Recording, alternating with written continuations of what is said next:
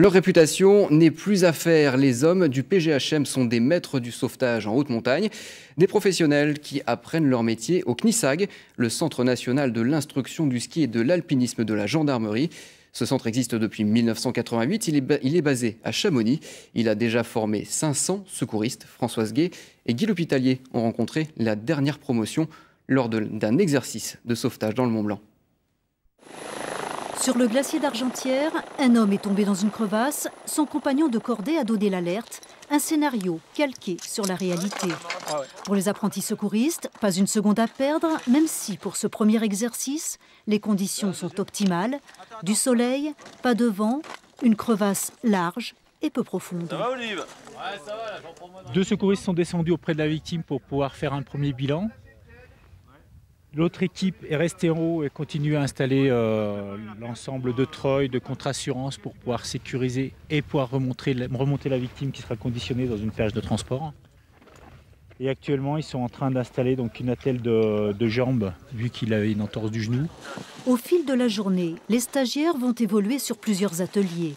L'occasion de manipuler le matériel adapté à chaque situation. Jean-Louis de Thomas, tu peux commencer à remonter. Allez, la rouge là-bas. Précision, rapidité, gestion du stress. Pendant ces 2 journées d'exercice sur le glacier, les hommes en bleu sont scrupuleusement observés par un parrain de choix, l'alpiniste Christophe Profit. En tant que guide, une course, on a le temps de la préparer une semaine, plusieurs jours, on a le temps d'y penser. Eux doivent être au top dans la seconde. Quoi. Parce que j'apprends toujours, moi, s'il y a des trucs à ce secours comme ça, je n'avais jamais vécu. Quoi, donc là, l'objectif, c'est de voir la médicalisation au fond d'une crevasse. Manipulation technique, mais aussi approche médicale. Le gendarme de montagne doit être capable de procéder aux premiers gestes d'urgence et d'assister le médecin. Un secouriste peut prendre en charge une personne dans n'importe quel état, n'importe où. Et après, c'est forcément nettement moins bien qu'avec un médecin, mais on n'est jamais pris au dépourvu. Donner les premiers soins, maîtriser les techniques d'alpinisme, mener l'enquête judiciaire, 3 compétences approfondies pendant une quarantaine de semaines. À l'issue de la formation, et c'est une nouveauté, le gendarme sera affecté dans l'un des 20 pelotons de gendarmerie de montagne, que ce soit en haute ou en moyenne altitude. Même si effectivement il n'y a aucun glacier, on est bien d'accord dans les Vosges, c'est déjà arrivé de mettre en œuvre les techniques de secours en crevasse. Comme par exemple, on a des gros névés de neige dure au pied des couloirs par exemple. Et après il y a des fractures qui se font comme sur un glacier, sauf que c'est en neige.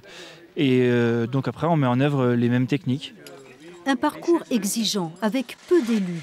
Sur 5000 candidats, 250 suivent une formation élémentaire, mais la sélection n'est pas terminée.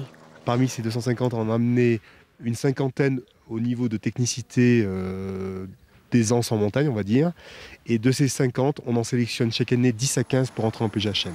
Et à noter que parmi eux, 1 sur 2 est en outre guide de haute montagne. Les lauréats de cette année recevront leur diplôme à la fin du mois, puis viendra l'heure d'un nouveau recrutement.